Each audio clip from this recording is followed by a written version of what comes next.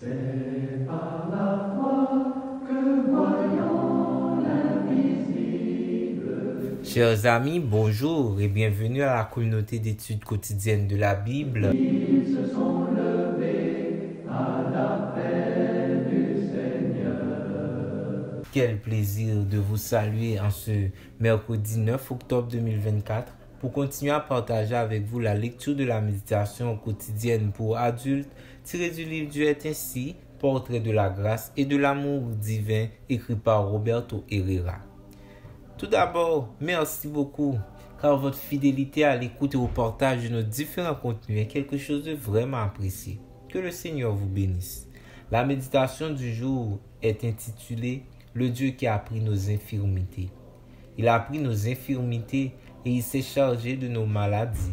Matthieu 8, verset 17.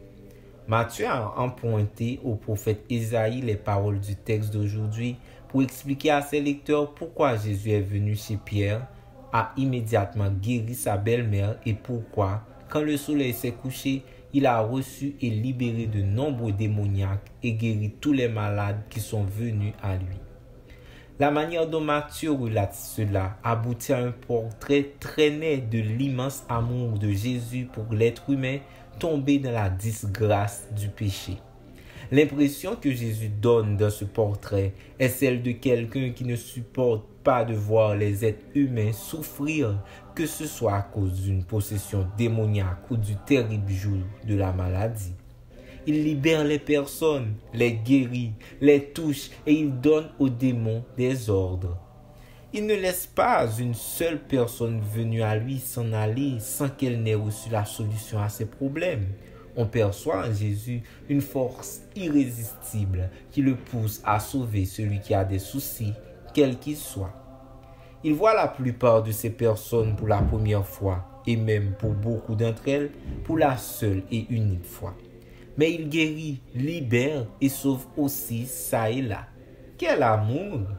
C'est précisément pour nous expliquer la raison de tant d'amour que Matthieu dit que ce qui se passait était l'accomplissement de la prophétie qu'Ésaïe avait prêchée de nombreux siècles auparavant.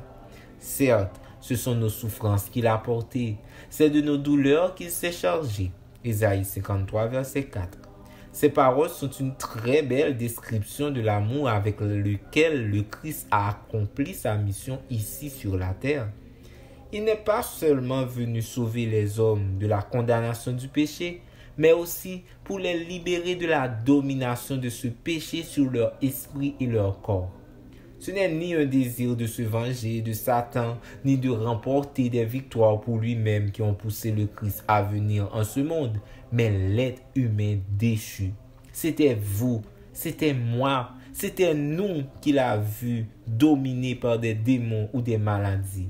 Et c'est pour nous qu'il a désiré faire quelque chose pour nous aider.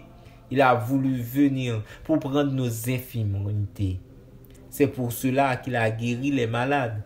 Il a voulu que chaque souffrance ressentie par l'être humain soit déposée sur lui pour qu'il s'en charge. C'est pour cette raison qu'il n'a eu de cesse de guérir et d'aider et qu'il ne pouvait y avoir de démons là où il se trouvait.